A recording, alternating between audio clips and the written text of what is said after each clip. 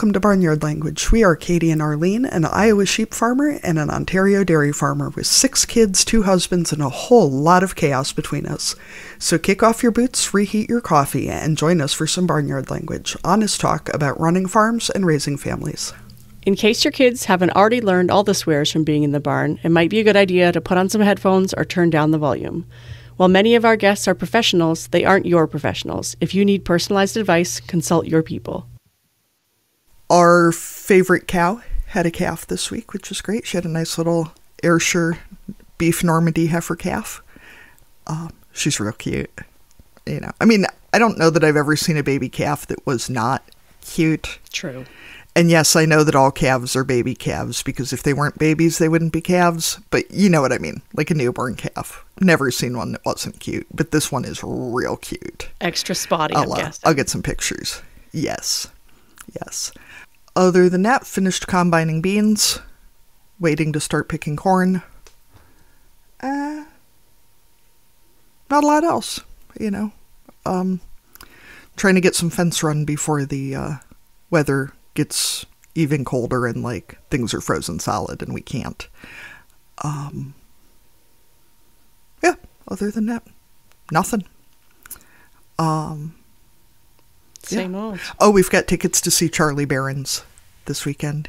For any of you who've been missing out, he's a comedian from Wisconsin, most well known for the Manitowoc Minute. Google the video about seeing the neighbor's dog. That's a good one. Maybe I'll put up a link. Anyway, no, I mean, it's been real boring, which is good. Yeah, you know, we like boring. A boring life is a good life, because it's uneventful. For sure. What's been happening at your place, Arlene? So, since we saw each other last, I got home from Wisconsin, which is good. It was a long old drive, but we were traveling with another couple, so that was good. We got to spread it out a little bit. It's about 15 hours. And then picked up our daughter at university on our way home, so we got her back for Thanksgiving weekend, and they got an extra day. And then she took another couple of days doing classes virtually because, of course, there was another cow show that she wanted to attend, so it was the Eastern Ontario, Western Quebec Regional Holstein show that she wanted to help out at. So we had a few heifers there. And so she stuck around for a few extra days. While we were in Wisconsin, this sounds really bad, but the combine came, the beans got done, and I didn't see even a little bit of it. But I believe that it happened, and someone else trucked them away and took them to the elevator. And like we said before, we don't own a combine or a large truck, so we pay someone to do our beans for us, and they got harvested, and we're still farmers, even though we didn't actually have to be here for that harvest. So that was kind of weird, but also pretty cool that got to happen without us. It also is convenient that the person who was harvesting the beans planted them in the spring for us, so they knew exactly where they all were, and it didn't really require too much participation on our end. So soybeans are off. It always feels good to have some of the crops off the field and stashed away, or that a check has come in for them, which is pretty nice. Thanksgiving weekend happened. There were a couple of meals, one at my mother-in-law's place and one at my mom and dad's, so I didn't actually have to host anything. And actually, we went to my parents' cottage for Thanksgiving. This is our second year that they've owned a cottage, and our tradition that we started last year was doing the final swim. So it had actually been quite warm the week before, but the day we were there was not all that warm. But a few of us went for one final swim, and then that week I think the dock got pulled in and put away for the winter before the lake freezes. But we got our last swim in and got to spend some time together and spent some time being thankful for all the stuff. It's been a heavy week news-wise, I know, and locally, in our own community, there was a death of a young person that affected a lot of people, and people in my family included. So sometimes it feels weird to say you're feeling thankful when you know that other people are suffering. But I guess it's also good to look at your blessings even when things are hard. So that's the way it's been this week. A time for reflection and thinking about where we live and why we're so lucky to be where we are. I don't know why, but sometimes it's good to be reminded. Yeah, I had to start having the chat with the kids this weekend about the fact that we live in the US because we were lucky enough to be born in a place that isn't any of the places that have been big in the news this week. And that doesn't make us better people or special or anything, but it does make us very, very lucky, and that we need to remember that and help other people in any way we can. Because there's a lot of people who, I mean, the U.S. has a lot of problems, for sure, but not nearly what a lot of other folks are facing, especially right now. And that is something to be very grateful for. Mm-hmm. I mean, we don't have curling or poutine, so we're not Canada, but, you know, we're doing all right. I was going to say, when I was to go from heavy to lighter topics, when we were in Wisconsin, there's curd everywhere. They offer you gravy on your potatoes. Why are they not combining and making, like, I just assumed that poutine would be available because they've got all the ingredients. They've got fries. They have curd. I had a curd burger at Culver's, but there's no poutine on the menu. I'm glad that you. I feel like I'm glad you got your curd burger. I was about to say that maybe you had missed out on that. For anyone who does not live close to Culver's, we went to Culver's twice. Oh, you are living your best life, Arlene. Because we definitely don't have any. We don't have any anywhere close to us. So yeah, we were living it up. A curd burger is a cheeseburger, correct? But it is, the slice of cheese is replaced with a giant ass fried cheese curd, just mashed right in on top. It was like the patty of cheese was bigger than the hamburger patty. There was more cheese than meat, which is my kind of cheeseburger. Culver's is very much known for their support of the dairy industry. And yes, and the frozen custard was delicious. Yeah. All right. On that note, we'll go and talk to our guest for this week. So today we are talking to David Mutch, who's joining us from British Columbia. And Dave, we start each of our interviews with the same question. So this is a way to introduce yourself to our listeners. So we always ask, what are you growing? So that can cover crops and livestock, but also covers businesses and families, social movement, kind of whatever our guests are into. So we'll ask you, what are you growing? I am growing something of everything, it seems like.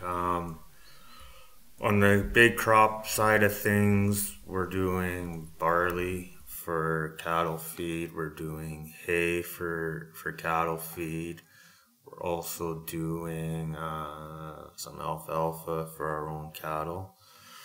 We also have a bunch of hay production that gets exported to Japan. And we lease out 140 acres for export cherry production.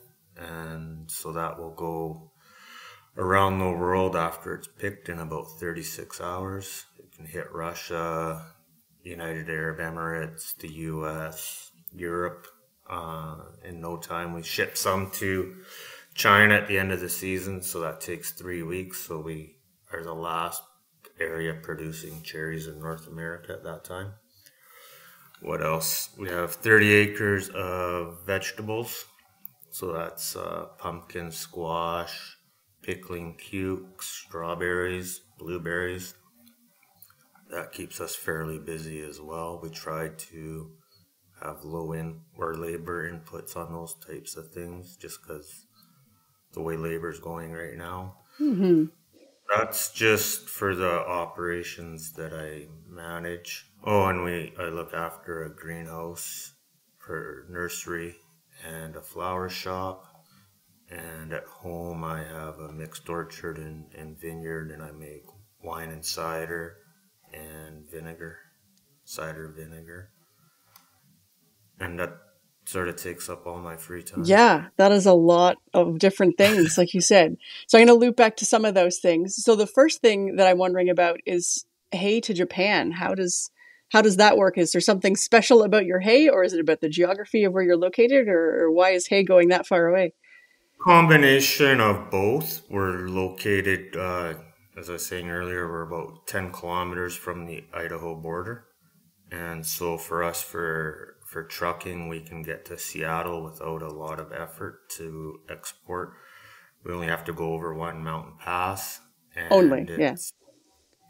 if we go to Seattle, it's 1 mountain pass, and I think if we go to Vancouver, it's 8. So it's considerably cheaper, and the rates are less going out of Seattle, and it's a much easier drive once you get onto the interstate. One of the reasons for it is that we are close to the border and close to Seattle to get product out. Japan's one of the few places that accepts export Timothy. The Japanese tend to have a stronghold on Timothy seed. A lot of the varieties are named. They have Japanese names, so they control the seed market, and now they've sort of want the hay for livestock that they're producing. I think there's political reasons that they want to sort of produce as much as they can in Japan, and then what they can't produce that can feed the country they can bring in. So they rather use the little land they have available for stuff that can go almost direct to consumer, which in a way makes sense. And we are in a good location for growing Timothy. We don't have to irrigate. We have a high water table, so it gets it going. Although the last few years we've been in a heavy drought, which seems crazy, but we have been. And we make large bales, and then we have a hay press, and we just crush them down and stick them in shipping containers, and off they go. Mm-hmm. And so do you have to irrigate any of the other crops that you have that you were talking about? yeah, we will irrigate. We don't irrigate the field crops, but we'll irrigate the vegetables and the tree fruits and the berries and all those things. But the alfalfa, the Timothy hay, and the barley is just left to nature. Sure. And 2 years ago, we were in a severe, really bad drought, and we tried seeding in the spring. Or in the fall, that failed. We failed in the spring as well, and then we had to do it again in the fall. So we lost almost a year and a half of production on a large amount of acres, which was really difficult. Yeah, I bet. And I'm going to go back to the cows because we have lots of cow people. So what kind of cows are we talking about? Because everybody always wants to know. We've got they're beef cows. We just have a small herd. It's just about 52 cow-calf pairs, and they're a Red Angus cross. And depending on the cross, depends on who you bought them from to start with. And I'm trying to just keep it going. I switch out the bulls with different breeders every 3 years, just to change it up a little bit and to go from there. So I'm a late calfer. We're still going right now, so I've only got a few left, but they'll go out to graze here before the end of the month, and then they'll stay out until the snow flies. And once the snow flies, then they'll come back and we'll feed them for the winter. Sure. What else do we? What else do we do? I was just going to say for our listeners, we're recording in June, but I'm not sure exactly when this episode's going to come out. So I should provide that context in case people are listening later on, and then they don't know what time of year First we're week talking of about. June. Yeah, that's right. And so most of the cattle are direct to consumer, cut and wrap. We have a local abattoir that's provincially regulated, so there's all sorts of requirements. If we had with our requirements here with a provincial abattoir, you can only sell within the province. And if you want to ship to the US or within Canada, it has to go to a federally inspected facility. And one problem we're facing throughout the province is the availability of meat cutters. There's just a huge shortage of qualified meat cutters and facilities to handle the volume.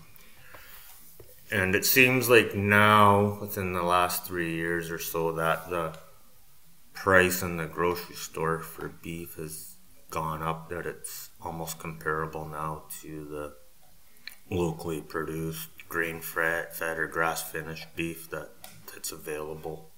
And the consumer seems to be coming around. 3-5 years ago they would have laughed at the prices, and now they're like, we'll take this and that. And we try to offer specials, like if you buy so many pounds of hamburger, you get it for this price, and if you buy more, then you get a better discount on Sure. it. But I think on some of it right now, we are lower than if you buy a large volume, like 20 pounds, that were cheaper than the single packages at the grocery store. So I think that's a positive for the consumer and for the producer. I think so too. And I know that we sell a little bit of beef ourselves. I'm on a dairy farm, but we sell a little bit of our own cows that we get processed, and people who've never had kind of homegrown or, like a more local product, who've only ever bought from the grocery store, do, really notice the difference and are surprised by the difference, I think, a lot of times. Yeah. And I think for us, one of the big things is just finishing consistently and just knowing that it's time that, okay, no matter how much more you're going to feed, there's no gain and they're not going to get that fat, and you just got to get it over with. Yeah. I don't know what the rules are in the States, but for us, it's encouraged that you kill by 30 months because of mad cow. And then if you kill an animal that's older than 30 months, then you got to keep its like backbone, its spine for specified risk materials. And I know in the past there's been some problems between the two countries on exporting cattle and importing cattle, but that's just how it is right now. And so we do try to just finish them before the 30 months just to get rid of that, because you got to save them, and then we got to ship them out of province to be disposed, and it becomes a huge hassle and more costly than it's worth. Sorry, are you grain finishing or grass? We do both, depending on the customer. And so I've always got a little bit of grass finished animals, just getting that, and then the other ones are getting grain. Just there's not a whole lot of demand for the grass at this point, and it takes a little bit longer to get to that weight for me anyways. And so the barley finished is much easier on me to do.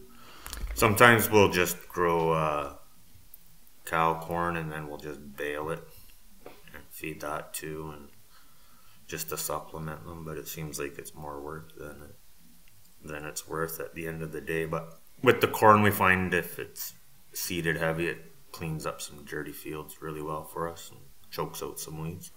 And then, do you find the red Angus to be as nutso as the black Angus tend to be? That was a problem.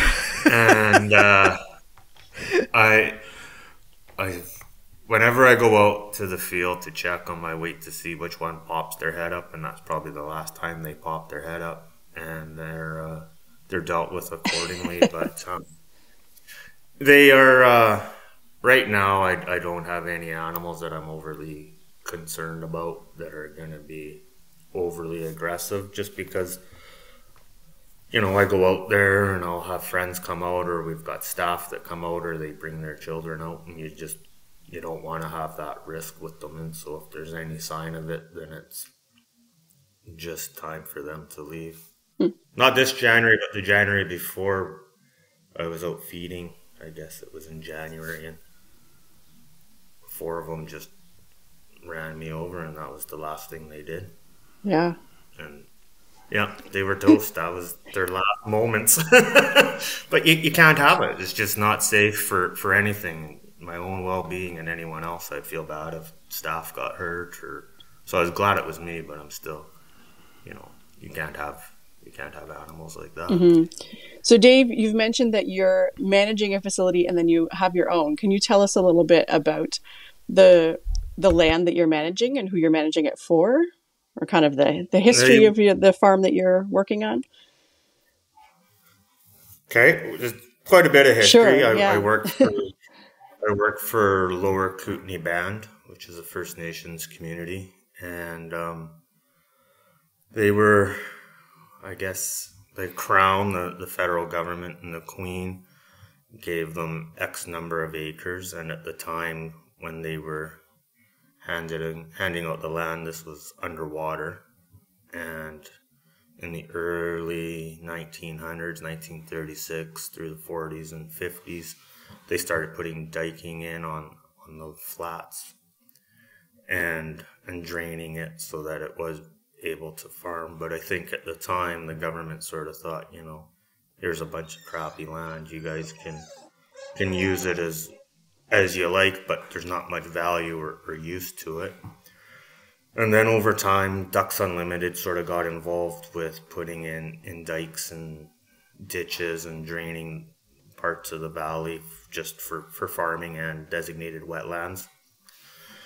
And so over a period of time, it's been, as trends have come and gone, you know, it used to be Timothy seed, and then it was canola for a brief period, but the closest canola processing facility is 5 hours away. So by the time you ship it, you've sort of lost all your profit that was involved. And then we started doing this hay and Timothy for export, and it's been really profitable, and it's showing that it can be done. And we try to use the fields on a rotation, so when they're done their 5 years of Timothy, we'll try to put some barley in and graze them and clean them up, and then a following year or year and a half we'll reseed them again and start over on the Timothy. So that's, or with alfalfa, but that's a longer time in the ground for us here anyways. And the barley's just a 1 year thing, so we'll underseed to grass as well for grazing on the Timothy for that one season, and have feed for the winter on the barley to fatten them. But it's a challenging position because some of it's leased out. So you got people that are leasing it that have certain demands, and then you have a community that's invested into the ownership, even though it's not owned by the actual community, it's still owned by the crown and the government. So there's no opportunity to go to the bank and say, hey, look, this land is worth X dollars now, we need a loan to buy more equipment or what have you. So that's kind of a difficult situation where it's been given, but you have no ownership of it. They can change it at any time. And you have differing interest within the different community members. You know, they'll want to see more cows or less cows, or they want to designate more land as designated wetlands. And so you have to decide, you know, how much do you want to give up, or which fields do you want to give back to wetlands, which is, I struggle with that a lot because once we sort of switch it to wetlands, we can't even graze in it anymore. And a lot of the research says that, you know, grazing in certain areas of wetlands or wild protected areas can be beneficial on getting rid of noxious weeds and promoting the growth of other vegetation and other wildlife as well. So it's a bit of a struggle in that sense, but there's all sorts of different interest in it, and I try to keep the peace as best as I can, and every once in a while I just lose my mind. And I think part of it too is just it's for us for me, I got so much other stuff going on too that it's hard to find all the time necessarily in a day, and I'm not at home a lot, so that's hard too. Yeah, it does sound like there's a ton going on. When you talk about employees, I know some of it would be seasonal, but kind of over the year, how much help do you have or not have, depending on what crops are coming in? Like right now, we probably got 20 people up at the greenhouse operation, probably 5 at the flower shop. Right now we just started cutting hay last week, so we've probably got 10 there, and there'll probably be a few more coming on in the next week or so as we start cutting more and moving it and storing it, and then pressing a bunch to get rid of last year's stuff that's still there to get it out so we have storage. And then I'm not overly involved with the cherries, but I do answer questions and so forth, and we're probably at when we start picking end of July or so, we probably have 150 staff. Yeah, for that. Yeah. Picking. Are About an acre per person is kind of what you figure for a year, and it's you look at an acre, and hopefully we get 15,000 pounds of cherries an acre. Would be a good crop for us. Dave, are those sweet cherries or sour cherries? Those are sweet cherries, and there's all sorts of different kinds. 20 years ago, the latest variety was called a Lapin. It was invented by a fellow named Lapin, so they named it after him. But that used to be the latest cherry, and then the research station we have here in British Columbia is in Summerland, which is in the Okanagan, so just north of your Okanagan, but spelt differently. And it's a federal research station, so every time they release a new variety, it tends to be later and later in the season.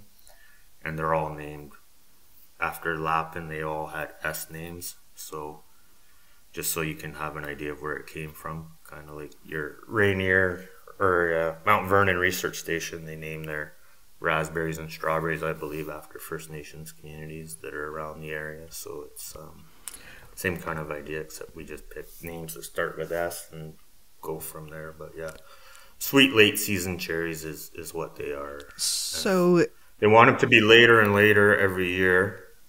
So, we're kind of pushing for us like September-ish and go from there.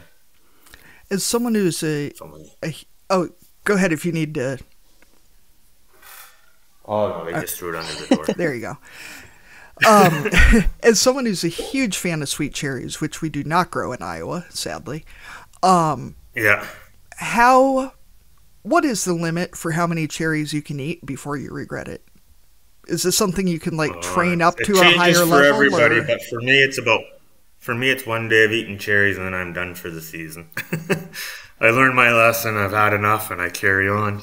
But a lot of the cherries for you guys will be coming out that want to hit Costco and all the grocery stores for July 4th weekend, and that sets the price for about the first 3 weeks of the cherry season as they hit the market. And then now, we used to be latest in North America, but now you have Washington and Oregon and stuff, and they're just planting at higher elevations. So they're extending their season with the cooler spring. Really, they're delaying ripening. I suppose maybe having... And the limiting factor... Oh, pardon me? So I suppose maybe having acres and acres of tree-ripened cherries at your disposal reduces the drive to gluttony that I find in myself when they are good. Yeah. You see them, and the first day you're like, oh, this is great. And then the second day you're like, just get off the trees. Yeah, I suppose it's probably like sweet corn in Iowa. That first week of sweet corn in Iowa is chef's kiss, but after that you're just like, wow, corn, great. And then you're like, what do I do with this? Oh boy, somebody brought more corn. Terrific. Mm-hmm. Super. But the one difference between us and Washington and Oregon is where we're located, there's just a very limited amount of land. We're tucked in between two mountain ranges, so our acreage is reduced that's suitable for cherries, and our land prices are really high to recover that cost, depending on where you're located in the valley. So did you grow up on a farm or in agriculture, or how did you end up with the... Oh, man. I was in grade 3, I guess, and I decided I wanted to be a farmer. And my dad was a school teacher, taught high school, and my mom was a school teacher, and then she quit after I was born, and then she did a home daycare. But grade 8 rolled around, and I was told I had to get a summer job, so I got a job in a orchard, and I did that all through high school. I would do the summers, and I guess I would start about Easter and finish at Canadian Thanksgiving, which is in October. And so I'd go March or April through till mid-October doing that. And then when I would come home from university in the summers, I would go back to the same job. And then I finished my last year of university. I worked at our local brewery for the summer because it paid a few bucks more. And and then I finished university and I got a job right away, but it was really strange. Like in grade 8, my mom had to drive me to the job interview because obviously I was one of those kids that wasn't 16 in grade 8. And then when I was finishing my last year of university, I realized I had to find a job. So I applied for a job and they wanted to interview me and they flew me out. And so it's like so crazy. Like the last job interview, I was like 12 or 13, and then it's 10 years later and they're buying you a plane ticket to come and visit with them. And yeah, it was just crazy. It was far out. So what did you study in university? I got a degree in horticulture technology. Okay. So pretty much just general plant science at the time, I would say it was. And kind of, more on, say, nursery production and the horticultural crops and some turf grass and things like that, and berry production. And it was more, I guess, prairie-based at the time. So it was more extreme weathers and some greenhouse stuff, but just, I guess, general chemistry on certain things and a lot of statistical analysis, which, I hated math. And then you take these university classes at an agricultural school and it's actually examples are set so that you understand when you're going to use it instead of just sitting in a math classroom going, this is asinine. I'm never going to use this I can see how this is applied now. So I did quite well with that, but if you would have put me in math class, I would still be sitting in math class. Yeah, it does make a difference if the application makes sense to your brain, right? Yeah, if you can figure out where you're actually going to use it instead of just staring at it going, oh yeah, this is wonderful. Who's ever going to do this, right? Like, I'm not going to land somebody on the moon, but maybe I can tell you which block of cherry trees is really declining quickly without actual visual evidence. Mm-hmm. So what was your first job then? I'm guessing you didn't start out where you are right now. My first job, in high school, or when I so did you go from university to working with a band, or was there an in-between there? I went from university to working for a massive international liquor company. For us anyways, we have growing wine industry in British Columbia in the Okanagan Valley. And I went to work for Mission Hill Family Estate. And you guys probably know them in the U.S. as Mike's Hard Lemonade and White Claw. I've enjoyed their products more than once. Yeah, so he owned a winery in the Okanagan. And when I joined, they had just done a few years of Mike's Hard Lemonade. And since then, he's expanded. He owns multiple wineries now. He's brought in White Claw and all sorts of other products as well. And so, yeah, I went from university to got this job. And it was crazy. And it was like, I did it. And I signed my contract and stuff. And my dad said, well, how much do you get paid? And I told him. And he said, no, really, how much? I said, that's what I get paid. And he goes, and he had just retired. This was 2001, and Dad retired in 1999. And he said, that's more than I made after 30 years of teaching. I said, I don't know. They just gave me this piece of paper. I read it. I signed it. I thought it looked good. And he goes, yeah, that's really, really good. I said, I don't know. And it was just, I didn't know. I was really young. It was my first job out of university, and I just wanted to work. I had to pay bills, and it was crazy. I bought a house my first year, paid off all my student loans in 6 months, and it was like, and we had at that time, with being in the alcohol business, there was just unlimited amounts of fun to be had. Like it was really far out. It was a good experience. I wouldn't change it, but I probably should have paid more attention at the time to the people I was meeting and who was coming and who was going.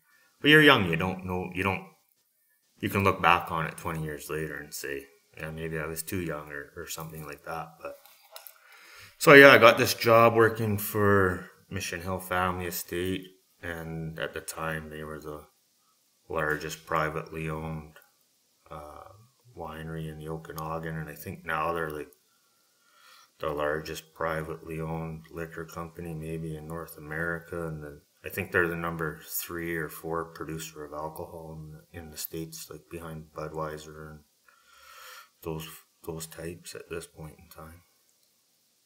But it's ironic now they're my neighbors here. Yeah. Yeah. Yeah, they bought the property next to me. It was far out. So what, instead of riding that train forever, what made you leave? What was the call to go and do something else? Oh, I don't know. I ended up having a kid, and it just happened, and she didn't live there, so I thought, I was getting sick and tired of driving, so I up and quit and left, and then I got a job. I had to find a job, I guess, at that point, and so I ended up working for the federal government as an ag inspector, and then I wasn't a very good government employee, and it's not for everybody. It's hard. Right? It's hard. No, and it wasn't for me, and I did it for 8 years, and then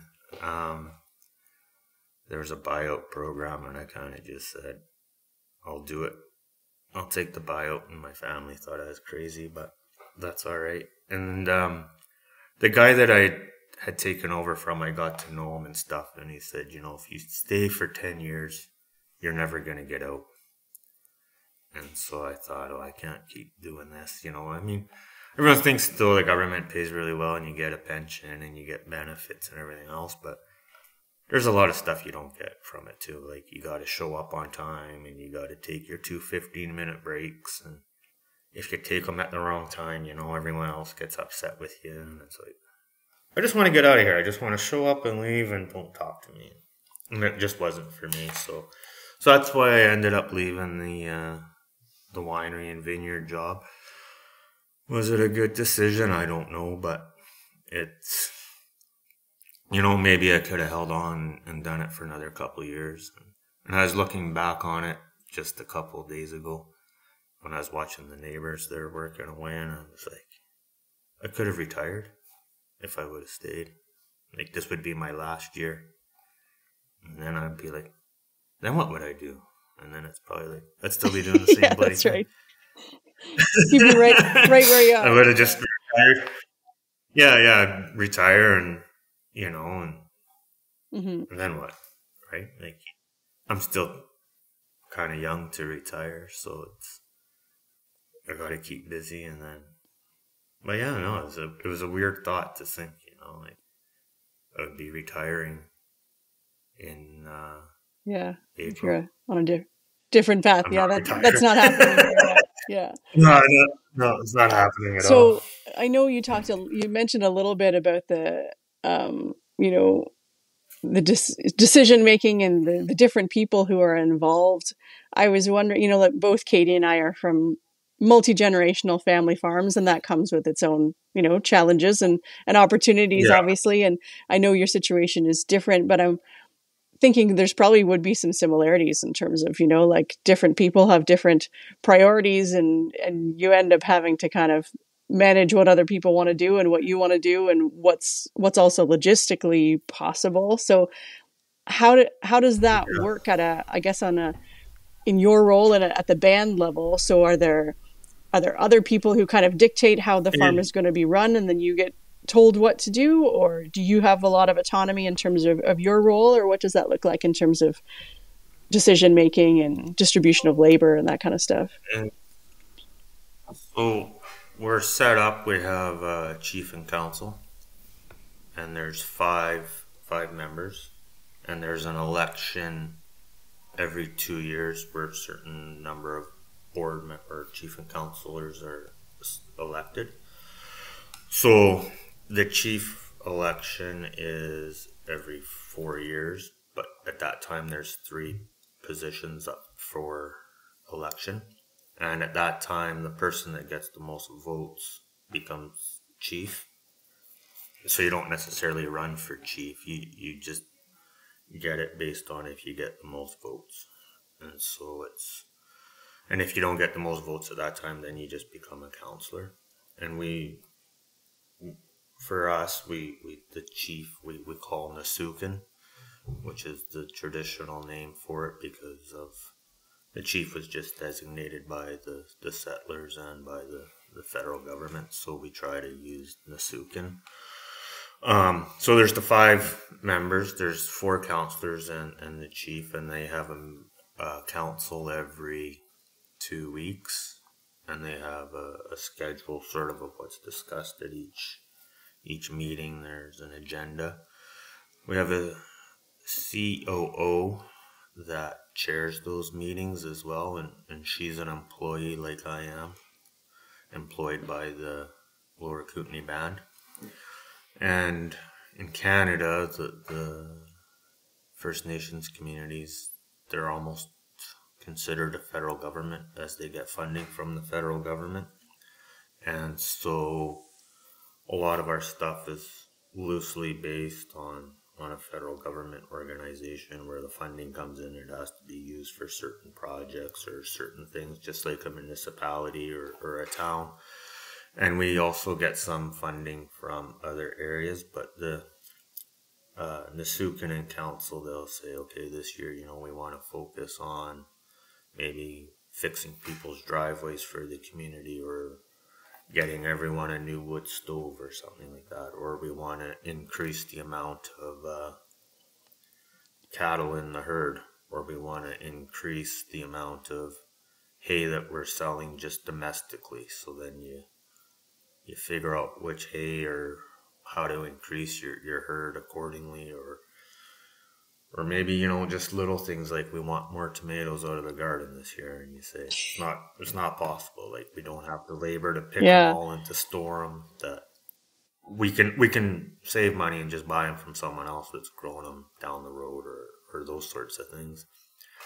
And then a lot of it is determined by chief and council, and then a lot is determined just on how much manpower is available. And it's getting harder and harder to find people. June 1st, our minimum wage went up here as well, so that's really tough. Like, it just went up to $16.75, and so that was $1.10. That's a big jump, from last year. And I struggle with it because I might have hired someone 3 years ago that's worked hard to get to $17, and then every year they see new staff is already getting an extra dollar on top of where they were, and so you're just working it up.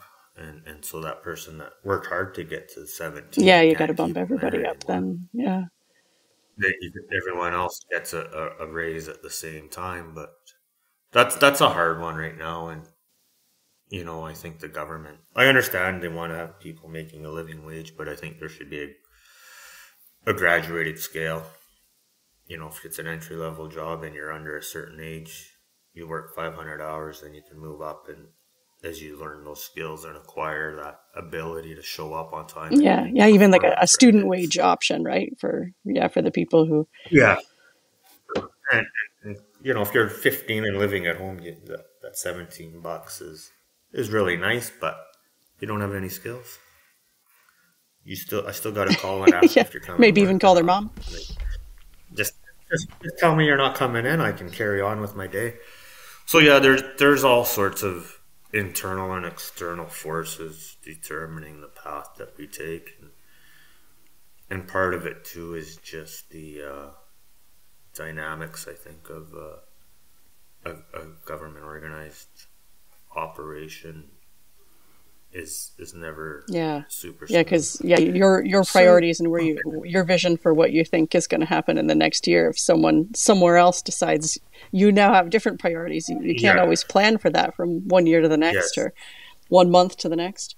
Yeah. And so that can be a challenge, but it's like I just never know some days really what's gonna happen or how the day's gonna go, and I try to get to work before everyone else just so I can have an idea of what we will do, and it can Yeah. change in a heartbeat, you know. And for jobs on the farm, we community members get first opportunity regardless, and so we'll put the posting out, and whoever applies from the community gets a position, and then positions that aren't filled go out to the general public and the community at large. And so, like, we're located in like the Creston Valley, and so the town proper is about 5,000 people, and then the surrounding area is about 15,000. But it's a large area that we extend into as well. The other weird part is we don't change time, so that's always a hassle when I leave town. Depending on if it's summer or winter, I got to remember if I add an hour or take an So hour just off. within the territory where the farm is and the community is its own. Yeah, within a half an hour it changes, and then even when I'm 10 kilometers from the Idaho border, depending on the time of year, they're an hour Right. different as well. So you can never really trust your watch. No, and you gotta know how to tell Yeah. time too. So that's use a digital one. But no, so there's all these little things, right? And it's just sort of like I try to just go with it as much as I can. But then some days it's like this is what we have to get done, and we got to do this week, and that sort of thing. But it's It's there's never a like all dull the usual stress of farming, but you have a lot of extra stresses to throw in there on top of it. yeah, and personal interest, and you know, some people like community members will just want you to grow like one row of something, and it's like that's fine, but who's gonna come and pick it? Because I'm not. Or I'll get it harvested, but I'm not bringing it to you. I don't think I've ever been so grateful for only having to deal with my in-laws and my husband. Because at least there's only 4 of us. Have you found any particularly successful approaches to dealing with having that many people giving their opinions? I mean, I know how stressed I am about 3 people's opinions plus mine. So, you know, anything I can boil down into. I think one thing is that I'm pretty easygoing, and I can just sort of go with it as it unfolds. And I try. You can't take it personally, and you just have to try and lay out your reasoning why that is not going to work or why it's going to work, and you guys got to go with that direction. And or if you know it's not going to work, you just do it anyways and say at the end of the year. Yeah, here's the report at the end. Yeah. Yeah. Yeah, it didn't work, and this is why, and you know we could have done it differently, and this we can do it like that next year.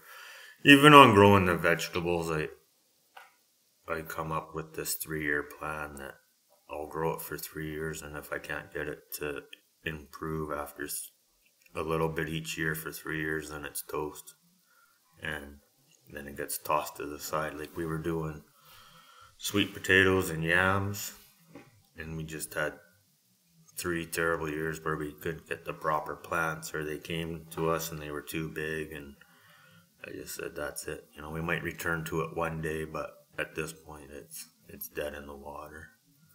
And so, but it is, yeah, it's super stressful sometimes, and I try not to let it bother me. But you know, like right now it's tough because we're calving and we're doing hay, and I'm trying to look after my place too. So I aim to be home for 1 a.m. and I'm not super popular. Like I'll get home.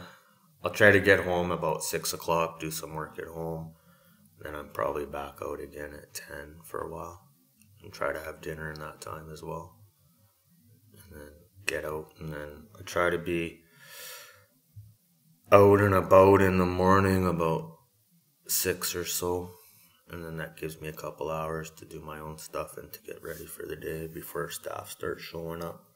And for us too, like doing hay, it's really hard to start doing it first thing in the morning because we have so much humidity that we got to let it dry out first. So that's a saving grace right now. But we can also go pretty late into the evening on the hay, depending on the weather conditions and the humidity in the air. And right now it's been pretty dry, but it looks like after Thursday it's going to really turn to a damp session for about 10 days, which is not looking positive on any of the crops.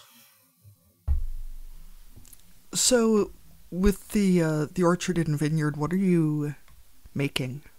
Like what all? With the vineyard, I'm growing Pinot Noir, 3 different clones. Probably not important, but clone 115, 667, and 777. And when I worked for the winery for Mission Hill, I got sent away. They sent me to New Zealand for 6 months to look at Pinot Noir in the South Island, which is probably one of the top New World regions for Pinot Noir in the whole world. That in Oregon, I guess, at this point in time. And the winemaker at Mission Hill at the time was from New Zealand, so he had all sorts of connections, and off I went, and I spent most of my time at one of the top producers, and I just looked at Pinot Noir, I guess, every day for 5 months, and I spent a month in Australia at meetings on water management and all sorts of other stuff. But so when I left the winery, I thought, okay, I'm gonna do this myself. How hard Famous can it last be? words, right? And I searched, and at that time there was only one vineyard winery kind of planted in Creston. And growing up, I grew up here as well, so I returned home. Growing up, working in the orchard and stuff like that through high school and university, I guess like every kid, you experiment with drinking, and you have like wine coolers, and it's like, oh, this is peach.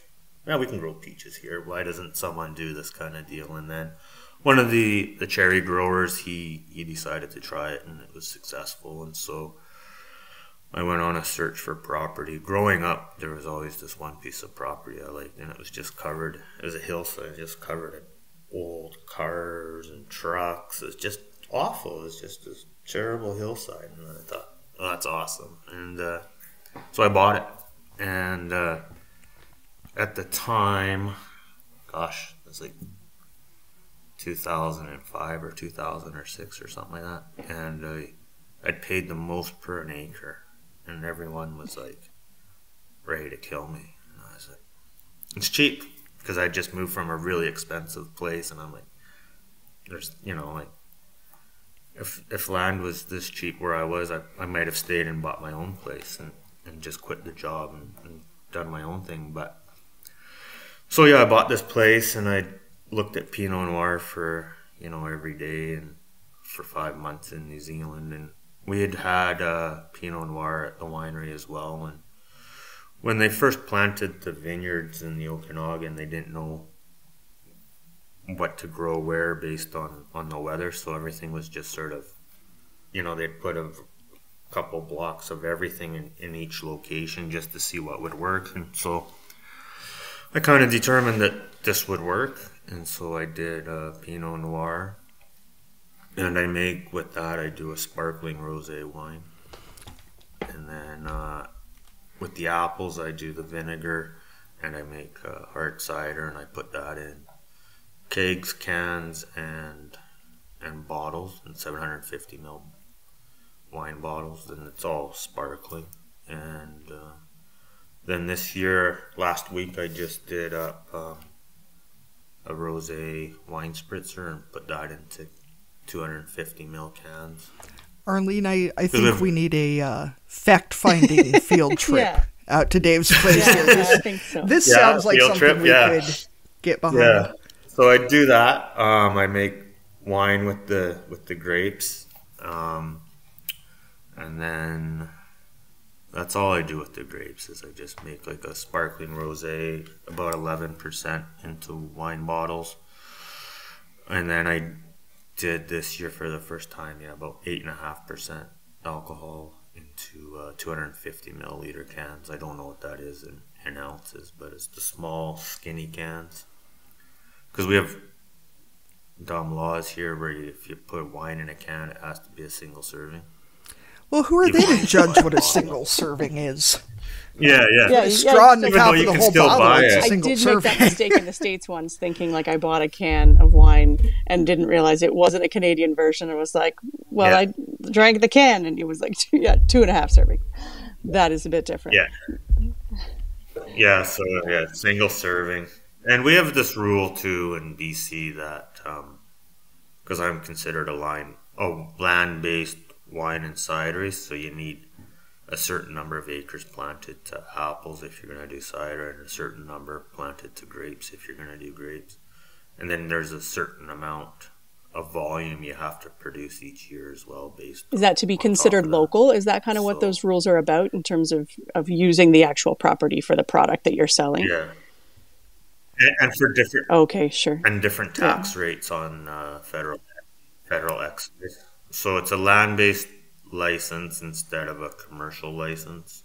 But once you get your commercial license, you can buy wine from anywhere in the world, and package it. So then you pay a higher tax rate, but that's So how many acres of your vineyard and orchard, like, do you actually own?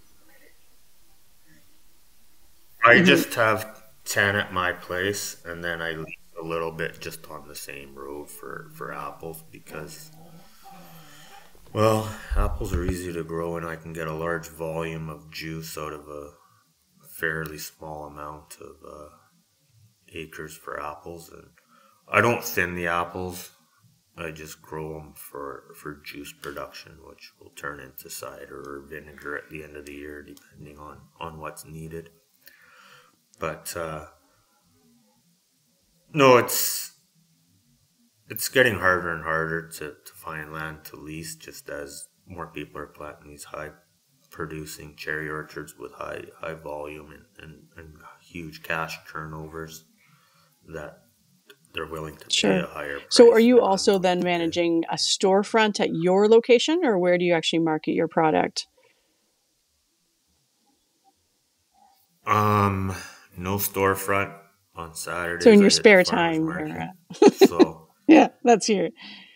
That's my Saturday mornings. I do the farmers market, and so that's my free time, and then I get home from market and start farming. So I'll do that now until whatever the last Saturday is. Any mail order, or is that not an option yet? But there is, but it's tough, right? Because once you pay the shipping on it, it's worth more than what you pay I'm just on the actual thinking product, for myself. Right? Especially if somebody... Yeah, I'm just like, it's like someone wants to order a case of wine and it's in 12 750 ml bottles, right? It's like 40 pounds by the time you pay. That's right. I could just fly to BC. You've really spent a bunch of money. Yeah. But no storefront yet. That's in the works. It's a lot of regulations on it because in British Columbia we have the Agricultural Land Reserve, and so we refer to that as the ALR. And if your land's classified to be in the ALR, you have a whole bunch of restrictions, and you can't take it in or out of this designation. And so if it's designated agriculture, there's certain things you got to follow, and you can only have certain size buildings based on your acreage and parking lots and everything else, which, you know, it makes sense, and you can't subdivide it off. Like if you had a 40-acre parcel, you couldn't cut it down into 10s or into 4s or anything, because they don't want a ton of houses going up in it. But it also is like, okay, yeah, build a tasting room, but then they're like, yeah, you could almost put half of this under pavement for a tasting room and parking, where it's like, but just let me subdivide it. Someone will put a house on it and carry on, right? Like they won't take up the same footprint. But so it's just funny like that. And a lot of the places, you know, are putting in these tasting rooms and stuff, and it's like prime land that's suitable for growing like some of the world's best cherries and peaches and grapes, but there's no problem putting pavement on it. And then there's other spots where it's like Washington, where you can have a tasting room just downtown on Main Street, and you're not changing the footprint of anything. The location's already there, but they won't let us do that. Okay, so that's a whole separate set of rules. That's that makes a other, lot of sense. yeah, there's a whole other discussion. We won't go into trying to understand the government. That's not something that any of us can tackle for sure. Yeah. No, not at all.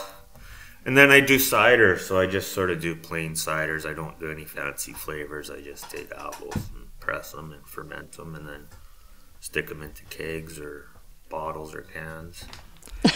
There's more. It sounds more like you're involved in downplaying that, it. but that's the gist of it. I prefer to think that it really is that simple. Yeah.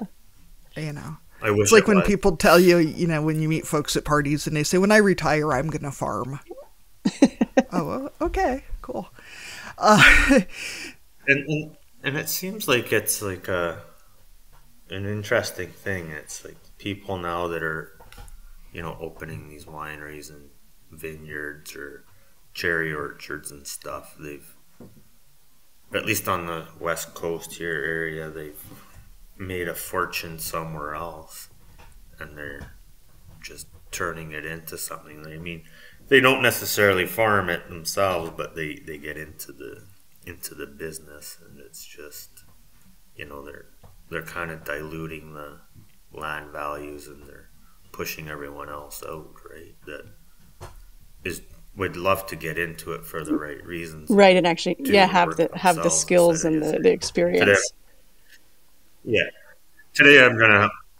Today I'm gonna start a winery, and they just go out and they spend $100 million, and you're standing there going, I'm trying to buy one more tank.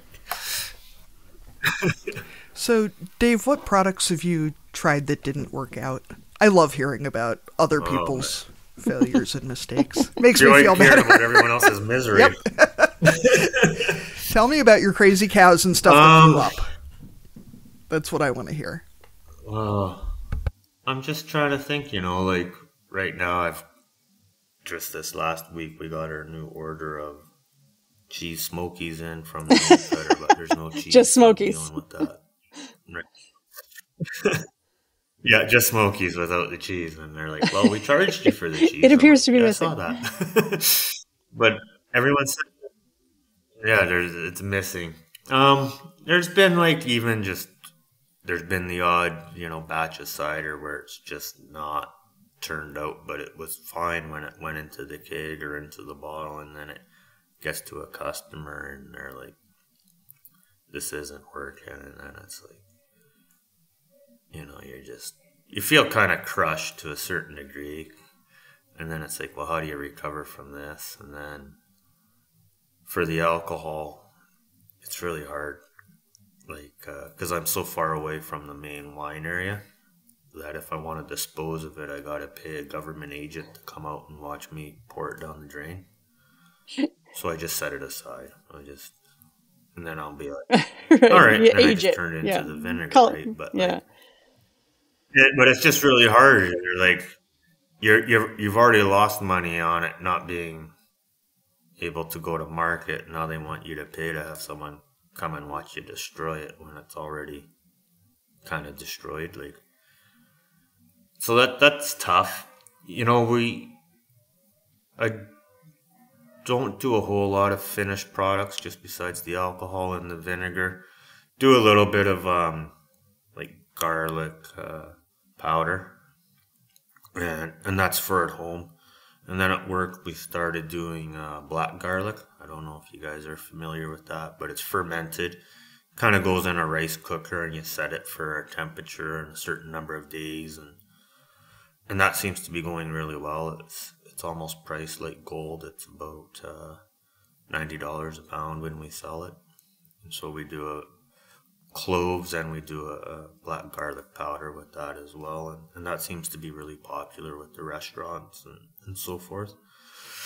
And I'm finding too that even on the beef side of stuff, the processed all natural kind of beef, like sausages and smokies and hamburger patties are super popular. And I thought, you know, like by the time you price them out, they're really pricey, but they seem to sell quite well. And I guess too on the beef side, we're fortunate. The community owns a hot springs resort, and so we can get lots of our beef into their restaurant at the resort. So when customers come, they can order, you know, a nice prime rib or something like that, or they'll have a big night where they do up a massive prime rib and it's got the bone sticking out and everyone's impressed, and it's like, but it's part of the experience. And that real, you know, locally produced thing.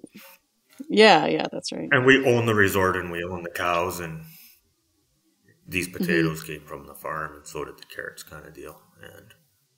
And here you are. Thank you for supporting us. But it is beautiful if you guys do come up. We'll add it to our list. Yeah, for sure. Yeah, to your tour. Yeah. I was just over here sorry, Arlene, I was trying to work out a way that you could have a private label of all the booze that isn't fit to drink and just sell it to teenagers and stupid people. We're a parenting podcast. That sounds like a really terrible. I know. Yeah. I think it's frowned upon. That's the part I was getting to, Arlene. I mean, I was about to say it doesn't feel like a great move as a parent, but I meant like 19-year-olds, not like marketing. Yeah, the middle teens, sure. Yeah, they're drinking Boone's Farm and MadDog anyway. They're not going to know the difference. I used to drink Boone's because it was cheap. See, now when you were talking about, you know, being a teenager drinking, I was picturing that all your friends would be drinking Boone's Farm and you'd have your fancy Pinot Noir over there. You know. Yeah. Saturday night. You know, the ironic part is that I don't. So you have to get someone else to taste test? Yeah. I stopped, I guess. Yeah. I stopped, I think, like 2015 or something like that. Yeah. Just went cold turkey. And I replaced it with Pepsi, and I don't know which depends on the day, probably. So I feel like I wrote this question down a while ago, and I feel like I might kind of already know the answer, that there is no such thing as balance. But I think especially for people who work in agriculture and someone like you who seems to be working all the hours of the day, are you trying to find some kind of balance in your life, or is that one of those unattainable goals, or what do you do to kind of keep yourself from burning out? I don't know. I was thinking about this. Friends and I were talking, and you know, my last holiday was 2012, and I took 4 days off, and I went to Las Vegas. And everyone laughs at me, and I'm like, yeah, that's where I went. And I went down and gambled and stuff, and they're like, but 4 days? I said, yeah. I said, you know, I gamble every day. So this way it's controlled, and it was nice, and I could sit by the pool if I wanted to, or I could do whatever, but it was 4 days away, and I haven't had that since. And I think for me, there's just so much to do that I don't know what else I would do. I was talking to a friend yesterday about it, and they're like, because the neighbors are, you know, wanting to buy because they've got unlimited funds. And they said, like, what would you do? And I said, I'm not too sure. And I would keep doing this, but I don't know what I would do at the end of the day when this kind of finished, at 6 or 7 o'clock, and I didn't have my own stuff to do. Because if I sell, right, I'd have to replace what I had. And the way land values are right now here, I would be no further ahead. Like I could downsize, but then I'm living in town with neighbors and all that kind of junk. And then but I'm not any further ahead. And then if I'm at home, I'm wrecking stuff in the backyard or something like that. Or the neighbors will hate me because I bring the tractors home and don't sell them. And they're just parked in the yard, right? And making a mess and looking horrible. So it's it's a mind bender, I guess, because all I know is working, and I think that's it's a real struggle. It's I love fishing, and I didn't make it out once last year, and it's not looking very positive right now either. But yeah, I couldn't say how I get to balance, and I probably don't if you ask anyone. That I just don't have it. Like if I take a day off from work, it still ends up probably being a 3-hour day at work. And then sometimes it feels like you take a day off and you have to work twice as hard the next day. So what's the point, right? Yeah. Yeah. Or the phone doesn't stop. Yeah, I might as well just go in then. I'll stop what I'm doing that I took the day off for, and I'll come and see you. And it just seems like, you take the day off to do your own thing, and then all the cows are out, and then it's like someone planned this on me. Like they didn't want me to enjoy my day off, and it's but it's a weird thing. Like I just had a friend, and he sold a bunch of land too, and he still leases a whole bunch, but he's got a fair bit of money now, but he's still not enjoying it. Yeah, which is tough, right? Because we're still pretty young. So I don't know, like and I see it happening to a lot of people. They're just working.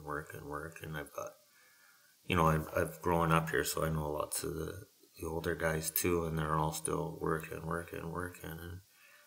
And then we talk, some of us younger guys, we're like, well, do you want to be like so-and-so? And it's like, no. And then we go, 10 or 20 years down the line. Yeah. We're just not that age. Yeah, we're 20 years behind them being those guys. And so what do you do, right? Like there has to be a point where you just say, I can't do any more, or you have to exit. And what does that exit look like, I guess, is the thing. And it's, I do mention it a lot, but like, it's just so expensive here. Not as bad as other places, but like where I farm, you're looking at a minimum of $150,000 an acre. But if I'm gonna do that, that's right. Because like you said, to replace what you have, you're just gonna take the money that someone gave you and spend it somewhere else, and maybe get less, right? Yeah, exactly. And spend more. And spend more, right? Because you got to accommodate someone else too in a lot of these things, and that's probably my biggest thing, is that I'm just not home. I don't see anyone really. I can spend days just being out with the cows, or doing this or that, or fixing this or that, and staying up all hours canning stuff and bottling. Yeah, that's but right. If you don't do it, and then all the work wasn't worth it if you. But there is that fine. And I noticed in the U.S. there's a lot of those like helplines and stuff like that. But I don't think we have them here. I'm not sure. Like, I don't know if there's the phone numbers for people to call. Yeah, But they are probably out be a there. good idea for people to use them. But no, it's weird. Like, I have a daughter, and we're not super close, but she's got all sorts of issues and stuff like that. But just didn't see her. Yeah, it's hard to. That I know, Go ahead, Katie. Dave, sorry, Arlene. My kids are younger. They're 5 and 6, and trying to teach them that work ethic and getting our work done on the farm. And my husband and I both work off farm, and, you know, teaching them to work real hard, but also teaching them to take a damn day off, or, you know, and trying to model that for them. Teaching them to read. Yeah, teaching them to read too. Teaching them to do anything else. Just those little and things, right? I got quite a lecture from my 6-year-old this weekend because I sat down I had an idea about something I was working on for my work that actually makes money, unlike the farm. And she gave me quite a lecture about how working too much would make you boring. And I'm like, well, you're not wrong, but, you know, at the same time, this pays the bills, kids. So, you know, but it's tough, and, you know, we wouldn't do what we did if we didn't love it, too. And I think most farmers are kind of obsessive people by nature. We wouldn't do it, and kind of taking that end run on yourself, too, to take the time off when you can squeeze it. And, you know. Yeah. It helps. Like, I used to find... It helps having the little ones to lecture you about how boring you're getting. Because, you know. Well, I'm boring, all right. Now that I stopped drinking. I'm boring even when I drink, so, yeah. Yeah. I don't know. It's super challenging, and even just, like, trying to find people to do stuff on weekends if you want. And the new workforce, they sort of want to tell you what they want to do, whereas growing up, the boss said, this is when you're scheduled, and now they're like, no. Yeah, that needs to get done. No, this is really what I'm telling you. Like, this is how this is going to work. And you got to say, you know, like, there's a relationship here between us, and you like that I pay you, and I like that you come to work, and so we got to figure this out. Because if you don't like that I pay you, you can go somewhere else. Yeah, that dynamic because you need is challenging for sure. So. And then, if when the ones that don't show up, then you're the one who gets stuck doing it at the end of the day. All right, so Dave, we're at our last question, and we ask all of our guests, if you were going to dominate a category at the county fair, what would it be? And you can make up your own category if you want. The bad joke category. That's a new one. Okay, now we need to hear one. How much time do you have? Promises. Oh, I got all sorts of terrible one-liners that I use. And I just use them just because, like, I got a bunch of friends with smaller kids, and so you gotta keep them entertained. But what's a farm one? Why do cows have hooves? I don't know why. Because they lactose. Yeah, there we go. But yeah, there's a prize winner. I would say the bad joke category at the county fair or fall fairs we have, or I like growing pears. So if I have time, I put pears in the fall fair, and that's what I love pears. I just love their shape and their color, and just how they're perfectly imperfect, I guess, is how I like to describe them. And yeah, I just think they're that's my thing. So. Well, I'm going to go ahead. We'll move into our cussing and discussing segment. So this is where we can talk about anything from a minor pet peeve to major social issues. This is kind of our anything goes segment. So as always, listeners can send in their submissions on our SpeakPipe. You can go to the show notes to find the link to that, or send us an email. Katie, do you have something that you're going to cuss and discuss this week? I was kind of joking when I thought about this for my cussing and discussing, but now I'm serious. I am so hungry after talking about steaks and locally raised vegetables and cherries and Perry and this. And you know what I'm going to have for lunch? Yeah. Some lame leftovers at the back of the fridge. I don't even know. I haven't looked yet to see what's left. But it's not that exciting. So, Dave, what would you like to cuss and discuss this week?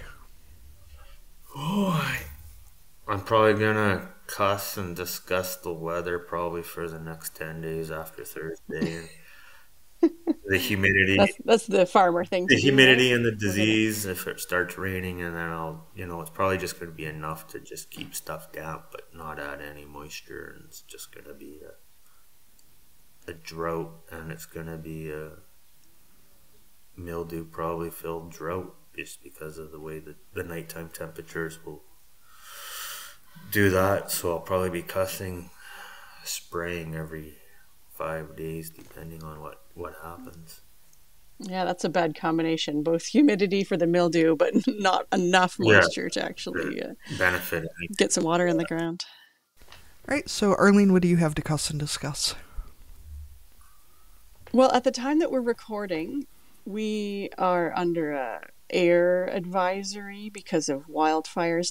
There's one kind of, it's not super far away, but most of it is just the way the cloud cover is, the way the wind's blowing. It's coming in from northern Quebec and northern Ontario, but just you can smell it, you can almost taste it in the air, and it just makes me think of all the people who are living in places where it's an immediate threat, like all the people who are under evacuation orders and places where this isn't every season, every year, even sometimes multiple times a year situation that they have to deal with. So I'm just thinking about people who have to deal with this all the time. For us, this is not very frequent. This is a, kind of once in a while event, and we're, knock on wood, have never actually been at risk of evacuation or anything. But for people who have to deal with this a lot, I can just imagine the stress, especially for farmers who, it impacts livestock and crops and all those kinds of things, and it's just not that easy to leave if you're in that position.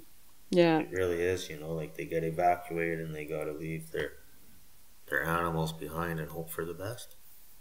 Yeah, or the people who choose not to and have to deal with the consequences of that too. So scary stuff.